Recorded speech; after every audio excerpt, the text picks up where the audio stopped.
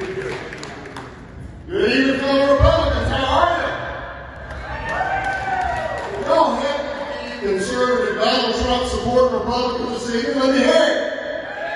All right. Well, I am too. Glad and thanking you for being here, for being a part of our party. This is where we rebuild our manpower for 2022. This is about rebuilding our campaign structure so we can continue to go and win the next campaign in 2022. We have got great things here in the state to be proud of and to build on. And I'm going to give you just a couple of thoughts by way of encouragement after you got involved in the process. Three things I'll look at. One, what happened in 2020? How did it happen? And why did it happen? Why is the thing we want to take encouragement from? First off, what? We all know what happened nationally, so everybody boo. Boo Joe Biden.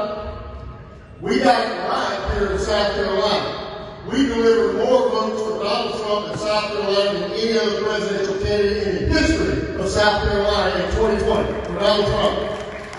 We won the U.S. Senate race by double digits despite Democrats spending $150 million against us here in South Carolina. The most Democrats that ever spent prior to that was $6.5 million.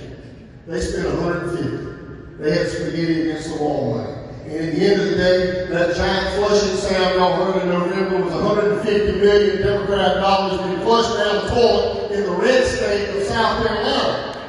We won back the U.S. congressional race back in Charleston away from Democrat Joe Cunningham. We elected the biggest state Senate and state House majorities in the history of South Carolina. We elected more sheriffs, clerk of courts, races on down the ballot all across the state more than any time in 140 years. And the biggest thing that I'm most proud of is the straight ticket voting that we saw.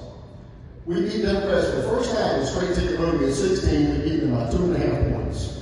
2.5, first time ever. First time Donald Trump was on the ballot.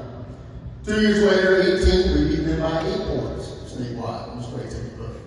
In 17, in this past election, 2020, we beat them by 17 points statewide on straight ticket voting up and down the ballot all across South Carolina. That's what happened. How did it happen? Two main things. One, we defended election law here in South Carolina, unlike some other states around the country.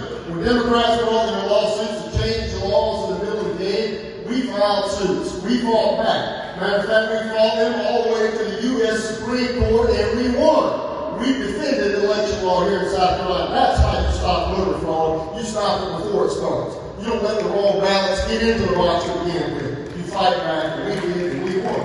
Second thing that we did, we built the biggest grassroots get-out-the-vote operation in the history of South Carolina.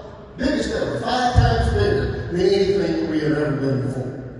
We have over 300 part-time and full-time folks working for the party all across the state. Those folks knocking on doors. We paid to knock on over 600,000 doors around the state. Those folks made 1.5 million phone calls. They sent 4 million text messages. At the end of the day, when we had created a database of people that we know we need to reach in order to win this campaign, we had contacted every single one of those people between 3 and 6 times a piece before we got an election day. That's how you win elections. Grassroots voter contact over and over and over again to get your votes out and you win. That's how we did it. But the thing I think we need to be mindful of is why we were able to win. Why? Message. Message is what moves people. Message is what motivates people. And the best way I can illustrate this is with a quick story. So 2 or 3 weeks before election day, I had someone reach out to me and ask me if I was going to come to a Bikers for Trump rally outside Summerville, South Carolina. I said, Bikers for Trump? I don't think I'm familiar. No, I don't think so. We'll check into it. I get back to the office, forgot about it. 3 days later, somebody sends me an email. Are you coming to this Bikers for Trump rally outside Summerville? Oh, all right, I'll look into it. And I had to go down to Charleston that weekend. We had 100 young Republicans coming into Charleston and knocking on doors for our congressional candidate, Nancy Mason.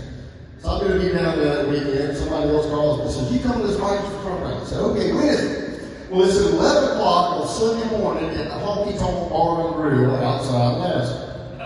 Now, most of y'all are probably somewhere else at 11 a.m. on Sunday morning. I said, okay, we'll go. I took my wife. We get down to Charleston. We come pulling up the parking lot, covered with Harley Davidsons, hundreds and hundreds of people outside, pickup trucks, tractor trailers with Trump flags on the back. And I'm sitting in the car and I'm looking around. I asked my wife, "Do you see anybody out there that looks like staff?"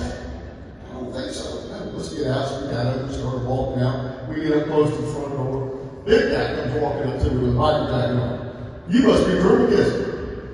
That's a pretty good guess. I was looking down a button-down shirt and slides. I said, "Yes, sir, I am." He said, "Man, I'm so glad you're here. We're getting everybody organized down the way to the house, but you stand right here, I'll be right back." So, okay, so he goes, gets back and forth, starts telling them how to line up.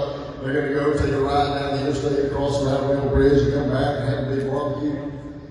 And he says, "I got this lady to get everything all lined up. By the way, I got Nancy Mace, our congressional candidate. She's going to be here this evening to speak to you. And I got conservative talk radio host. She's going to talk. And I got Drew McKissick, the chairman of the Republican National Party, is here. He's going to talk to you. And by the way, y'all don't forget to come back on Tuesday night. Tuesday night's major wrestling night. Y'all come back for that.